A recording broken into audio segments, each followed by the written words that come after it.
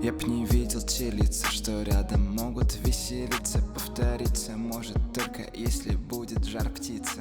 Я б не видел те лица, что рядом могут веселиться. Повториться может только если будет жар птицы. The military is in a panic, but Putin demands, a source in the Russian Defense Ministry told about the future offensive.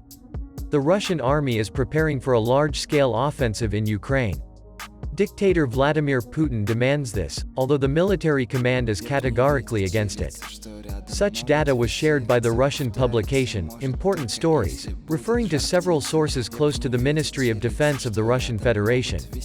Ukrainians expect a new big offensive of the Russian Federation already in February to March.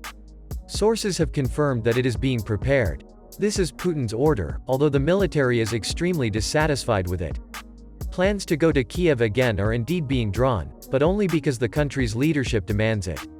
No one believes in the implementation of these plans, it will be suicide, the source said. He named two key points because of which the Russian offensive is doomed.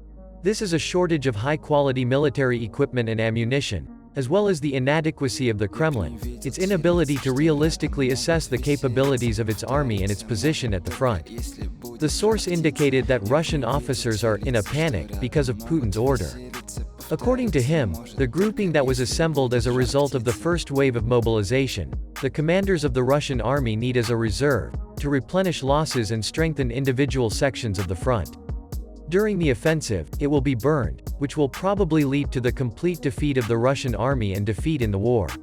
The interlocutor ruled out the possibility of a new invasion of the Russian armed forces from the territory of Belarus.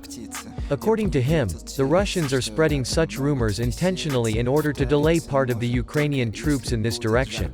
In general, there is no question of an offensive on Kiev now. Putin's army is completely focused on the Donbass.